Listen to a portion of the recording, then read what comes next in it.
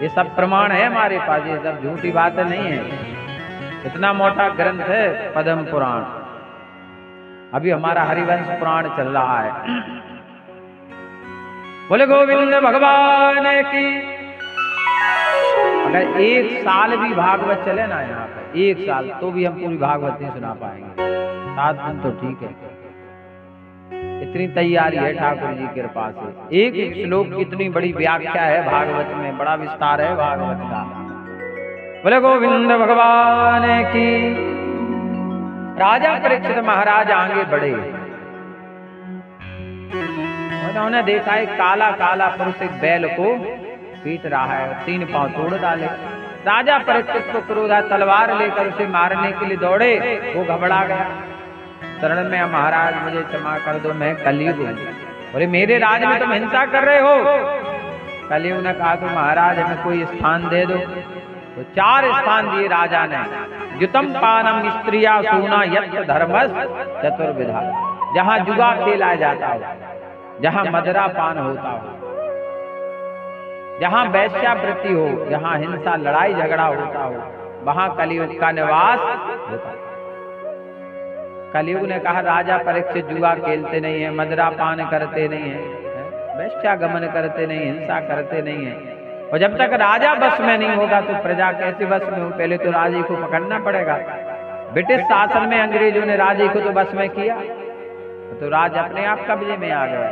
ये तो उन्होंने किया। कहा महाराज कोई अच्छा सा स्थान दे दो एक और। तो कहा रजो बैरम पंचम, जाओ स्वर्ण में तुम्हारा वास होगा महाराज। अरे भगवान ने गीता में कहा है कि धातुओं में मैं स्वर्ण में निवास करता हूं, धातुओं में मैं स्वर्ण में निवास करता हूं। पर भगवान कौन से सोने में निवास करते? जो ईमानदारी से लिया जाए, जिसमें कोई बेईमानी ना हो महाराज, उस स्वर्ण में भगवान का निवास होता है। बोले गोविंद भगवान की। और राजा परीक्षित जो मुकुट लगाए हुए थे उसमें जाकर ये कलयुग बैठ गया। इनकी बुद्धि खराब होगी महाराज, क्योंकि जब खुदान आ जाए, बुरा पैसा आ जाए, जिस दिन से आपके घर में परेशानियां चालू हो जाएं, वो आपका डिमोशन होने लगे, जब बढ़ोतरी होती चली जाए, तो समझ लेना कि पुण्य है आपके पास, अच्छा धन है आपके पास महाराज। और जहां डिमोशन होने लगे, माने धन बहुत हो, वो अनाप शनाप लगता जाए, कहीं कैंसर में, कहीं कहीं एक्सीडेंट में, कहीं थाने में, कहीं अस्पताल में, तो समझ लेना कि बुरा पैसा आ गया है। इसलिए यहाँ वहाँ ये जा रहा है हमारा, और वो विद ब्याज के चला जाता है। और 5 रुपया तो 50 जाएंगे, उसका स्वभाव है महाराज। बुद्धि खराब हो गई महाराज, क्योंकि मुकुट धारण किए थे। समीक ऋषि के आश्रम पर पहुंचे राजा परीक्षित। 3 बार जल की याचना की, जल नहीं मिला, तो वहां पर एक मरा हुआ सर्प डला हुआ था, उसे उठा करके समीक ऋषि के गले में डाल दिया। समीक ऋषि के जब गले में डाल दिया महाराज, तो इनके पुत्र श्रृंगी को पता चला, श्रृंगी ऋषि को। कृतमाला नाम की नदी में स्नान कर रहे थे, हाथ में जल लेकर श्राप दे दिया, इत लंघित मर्यादम तक्षका सप्तमे। जिसने भी मेरे पिता के गले में ये मृत सर्प डाला है, मैं उसे श्राप देता हूं, आज से 7 दिन उसकी मृत्यु हो जाएगी, वही तक्षक सर्प उसे डसे। राजा परीक्षित महाराज जब राज में लौट करके आए, मुकुट को जैसे नीचे रखा महाराज, विचार करने लगे आज कोई ना कोई अपराध हो, पाप बन गया है। इधर पता चला कि हमें तो 7 दिन का श्राप मिल गया। राजा परीक्षित महाराज ने विलंब नहीं किया, तत्क्षण घर का त्याग किया, भगवा वस्त्र पहन करके और गंगा के तट पर जाकर के राजा परीक्षित महाराज बैठ गए। ऋषियों को पता चला कि राजा परीक्षित महाराज को श्राप मिला है। अत्रि वशिष्ठ चवन श्रद्धा नरिष्ठ नेमिर भृगुरंगराश्या। ये संत महात्मा पहुंचे महाराज, चवन, अरिष्ट, भृगु, अंगिरा, पराशर, गाधी।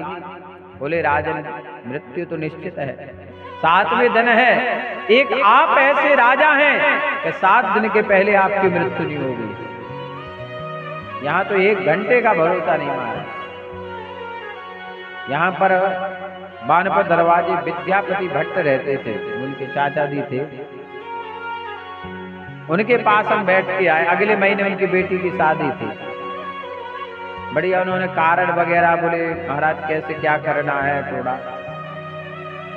और रात के 11:30 बजे तो ये गुरुपुत्र हैं, उनके पिताजी का फोन आया जो हमारे गुरु जी थे। रात के 11:30 बजे बोले बेटा कहाँ हो? हमने गुरु जी कारी में।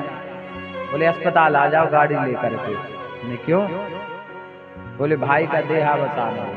बोले अटैक आ गया। मतलब 4 घंटे बाद, क्योंकि जिंदगी का कोई ठिकाना नहीं है। क्या भरोसा इस जिंदगी का, साथ देती नहीं है किसी का। क्या भरोसा इस जिंदगी का, साथ देती नहीं है किसी का।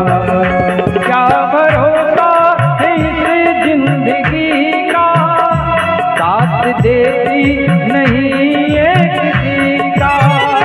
क्या भरोसा इस जिंदगी का, साथ देती नहीं है किसी का। क्या भरोसा इस जिंदगी का, साथ देती नहीं है किसी का। क्या भरोसा इस जिंदगी का, साथ देती नहीं है किसी का।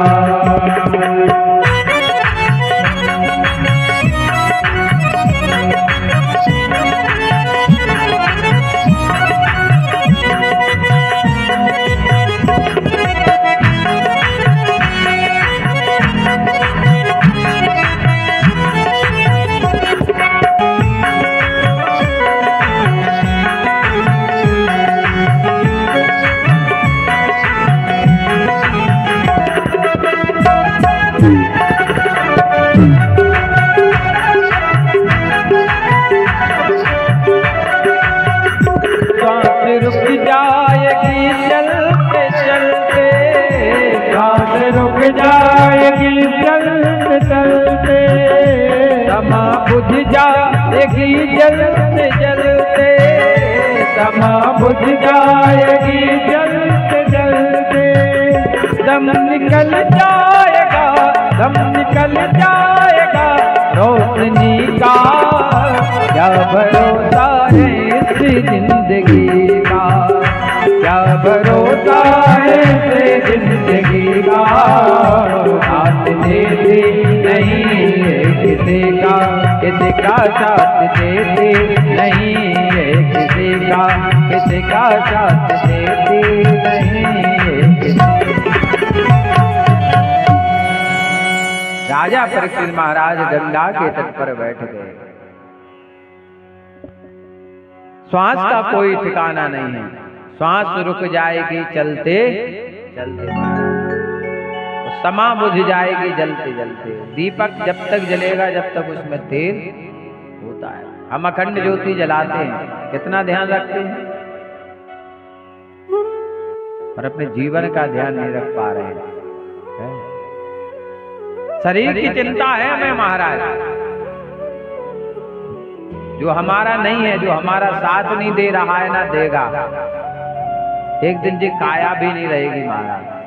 जिस काया पे हमें अभिमान है, जिस बल पे हमें अभिमान है महाराज, वो एक दिन मिट्टी में मिल जाएगा, राख हो जाएगा।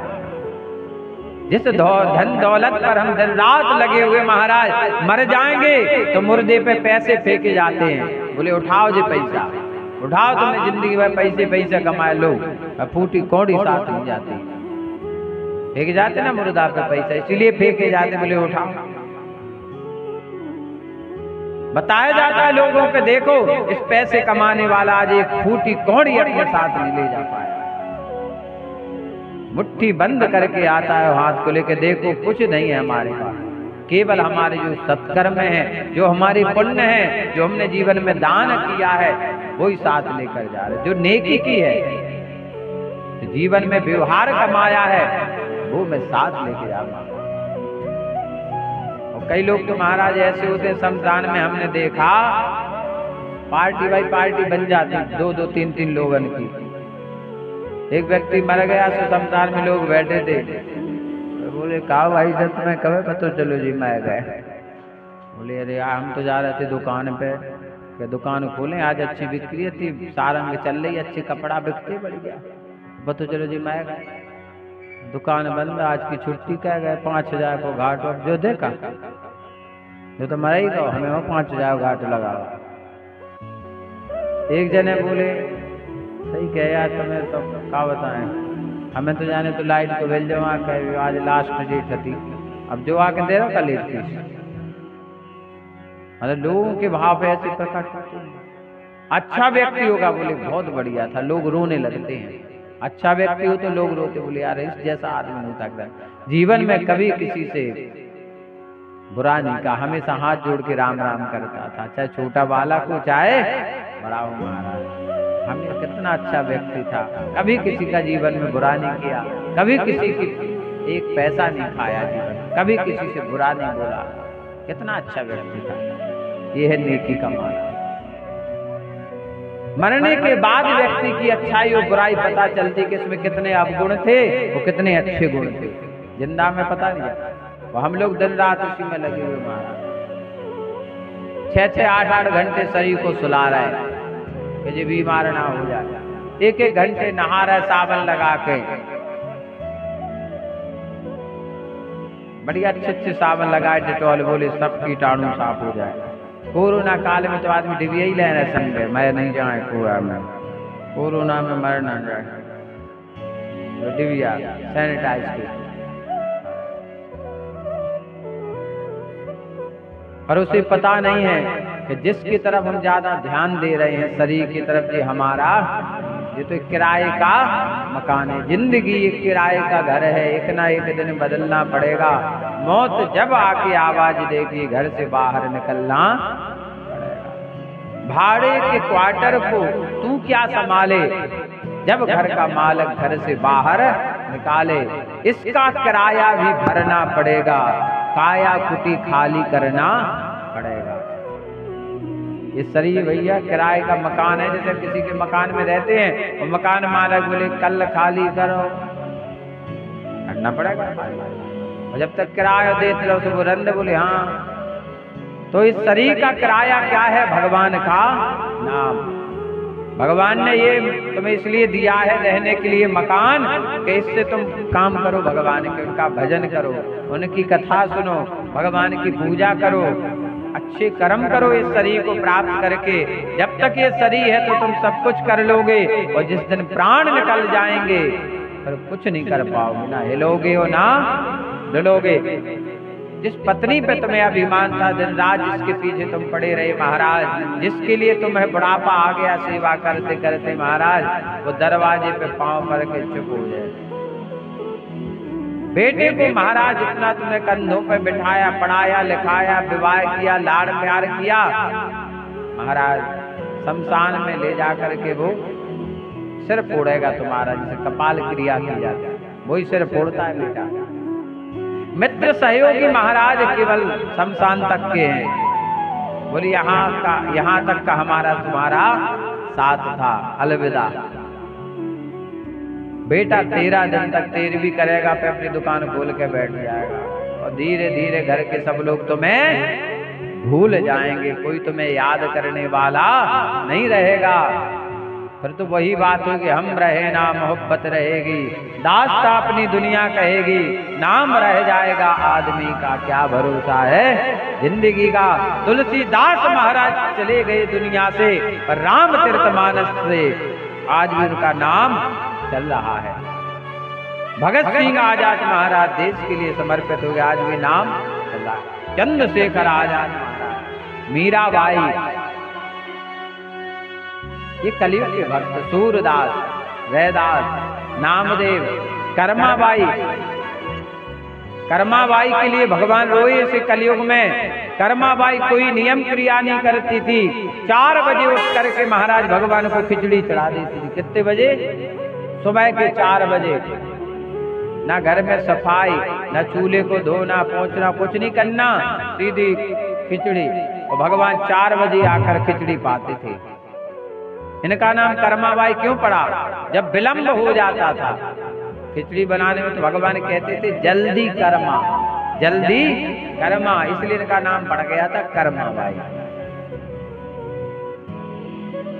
एक दिन एक संत महात्मा आए, उन्होंने नाम सुना कर्माबाई का, बोले चलो ऐसे देवी के दर्शन करें। तो कर्माबाई ने तो वही नियम किया जो 4 बजे था। महात्मा जी नियम समझाने लगे, बोले देखो कर्माबाई, भगवान की सेवा में अपराध करती हो तुम। बोले 4 बजे उठना तुमने स्नान किया है, झाड़ा बुखारी नहीं की तुमने, अरे पहले बढ़िया सफाई करो, चूल्हे को पोत लो, अच्छे स्नान कर लो, है मुख पे कपड़ा बांधो, सिर को बाल ढांक लो, है। भगवान की प्रसादी में भी बहुत नियम होते हैं बनाने के, मुख ढका होना चाहिए, सिर ढका होना चाहिए, वो स्नान करके सीधे। अब नियम बता दिए। अब भगवान तो 4 बजे आके बैठ गए दूसरे दिन। भगवान बोले जल्दी कर्मा, बोले भगवान अब जो नियम आप ही ने तो बनाए कर लेने दो। भगवान को बड़ा गुस्सा आया, कर्माबाई पे नहीं महात्मा जी पे, है। अरे जब उनको दिक्कत नहीं, हमको दिक्कत नहीं, पर तुमको क्या दिक्कत? तुमसे किसने कहा कि तुम ये नियम बताओ हमारे भक्तों को, है? अब जे करो, अब जे करो, अब जे करो, है। अरे जब हमें स्वीकार है, हम तो भाव के भूखे हैं। निर्मल मन जन सो मोहि पावा, मोह कपट छल चित्र न भावा। ध्यान देना, जो ज्यादा जो नियम किया करने वाले हैं ना, इनके अंदर बहुत विकार भरा होता है। हमें नहीं छुओ, दूर रहो, ये नहीं करो, ये नहीं करो। जी भगवान के दरबार वहां तो सरलता चलती महाराज, जो जितना सरल होगा। कर्माबाई ने 11 बजे खिचड़ी बनाई, मंदिर में पुजारी भोग की थाली लेके आए। भगवान ने देखा इधर थाली आ रही, देख खिचड़ी हो, जो खिचड़ी में आनंद आता था भगवान को 56 भोग में नहीं। भगवान खिचड़ी पाते जा रहे थे जल्दी जल्दी के थाली खाली हो जाए। उधर घंटी बजाई उन्होंने पट खोलने के लिए, भगवान उधर ध्यान होके मंदिर में, तो देखा जो मोही नहीं धो पाए, भगवान से खिचड़ी लगी पूरे मुंह पे खिचड़ी। पुजारी जी बोले जय जय प्रभु, आज कहाँ भोग लगा है? बोले हम तो रोज लगाने जाते थे, पर पकड़े आज गए, पकड़े आज गए। और वो महात्मा जी वहीं मंदिर में खड़े हुए थे दर्शन के लिए। बोले ना जाने वो महात्मा जी कहाँ से आ गए। मेरी बेचारी सीधी सादी भक्त थी कर्माबाई, उसको नियम बताया है, उस चक्कर में 11 बजे खिचड़ी मिली जो 4 बजे मिलती थी सुबह। अरे जब हमें स्वीकार है तो तुम्हें क्या मतलब? संत महात्मा ने कहा बहुत बड़ा अपराध कर दिया मैंने कर्माबाई का। रोने लगे, भगवान मुझे क्षमा कर देना, मुझे नहीं पता था कि आपका एक रूप ये भी है। जाकर कर्माबाई को प्रणाम किया, माँ मुझे क्षमा कर दो, तुम्हारी भक्ति तो इन नियमों से भी ऊपर है महाराज। नियम तो उनके लिए है जिनका प्रारंभ काल है, जो प्रारंभ उन्हें नियम है, पर जो आगे ही पहुंच गए हो महाराज, जिन्हें सारी डिग्री ले ली हो, है उसे छुटवा बड़वा क्या पढ़ना है? जो कलेक्टर बन जाए वो फिर से छुटवा बड़वा पड़ेगा क्या? मुझे तो सब अनुभव हो गया जीवन का कि क्या सही है तो क्या गलत है। पुजारी ने कहा जय जय प्रभु। बोले कोई दिक्कत नहीं भगवान, आप तो जाइए, लेकिन जो मनुष्य का जन्म लेता है तो एक दिन मृत्यु भी होती है। बुढ़ापा आ गया कर्माबाई का, शरीर में कोई विकार हुआ, क्योंकि बिना कारण की मृत्यु नहीं होती है कलयुग में। कोई ना कोई कारण जीवन में बनेगा, चाहे अटैक आए, चाहे बुखार आए, चाहे एक्सीडेंट हो, पर कोई ना कोई कारण बन के ही मृत्यु होगी। कर्माबाई को छोटा सा बुखार आया, क्योंकि जो भक्त होते हैं उन्हें भगवान ज्यादा कष्ट नहीं लेते। बुखार आया और वो लेटी, प्राण निकल गए। भगवान को जैसे पता चला महाराज, तो जगन्नाथ भगवान की आंखों से आंसू बहने लगे।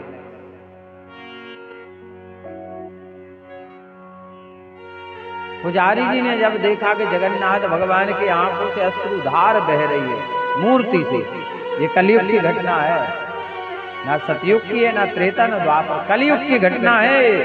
जगन्नाथ भगवान की आंखों से आंसू बहने लगे।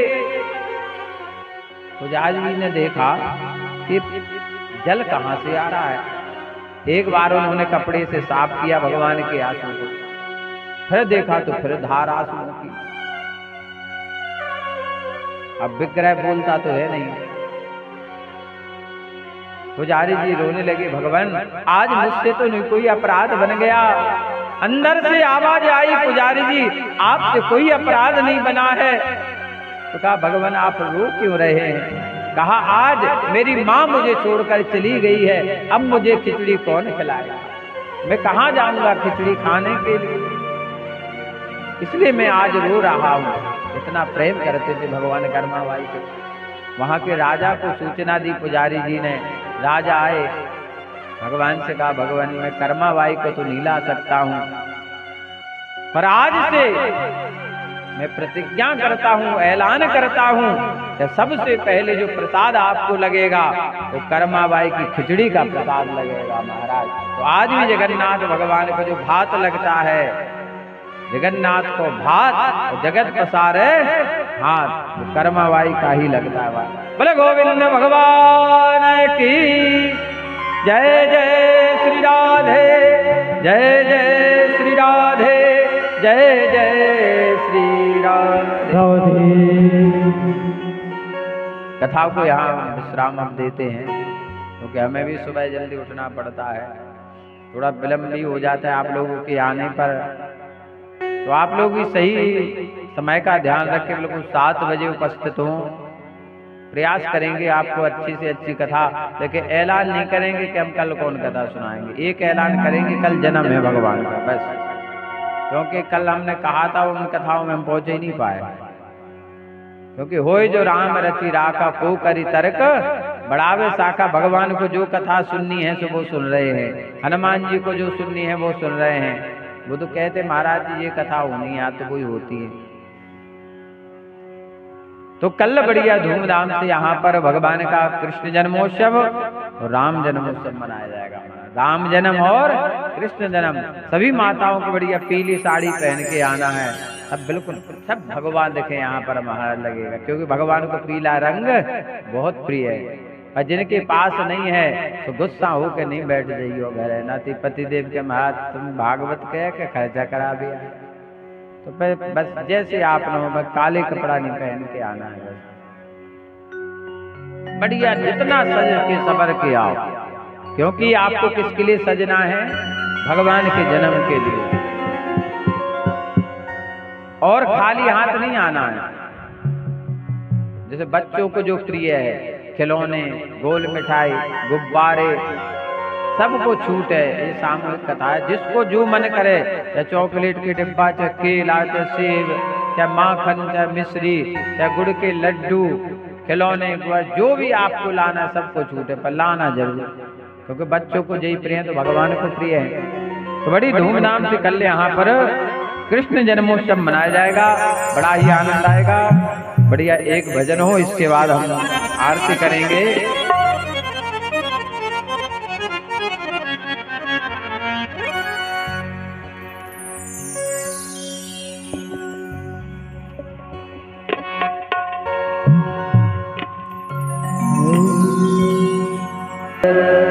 सभी आरती के लिए खड़े हो जाएं और जहां जहां ये ध्वनि यंत्रों के द्वारा, माइक के द्वारा आवाज पहुंच रही हो, तो सभी को भगवान के जन्मोत्सव का निमंत्रण है।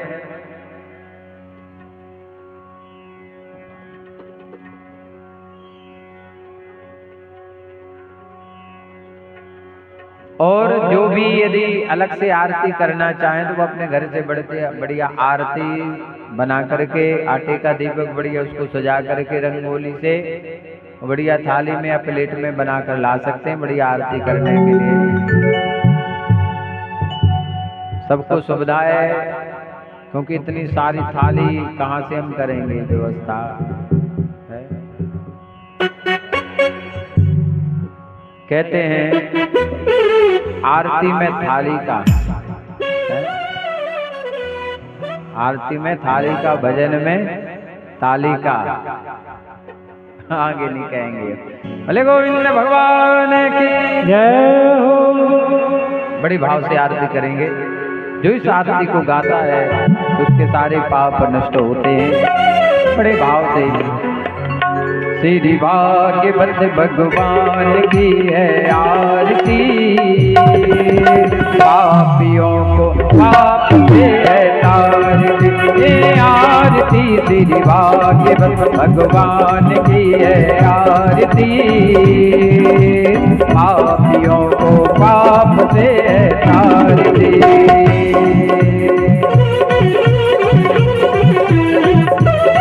बोले बाबा केदारी लाल की ताली से सेवा करते हुए।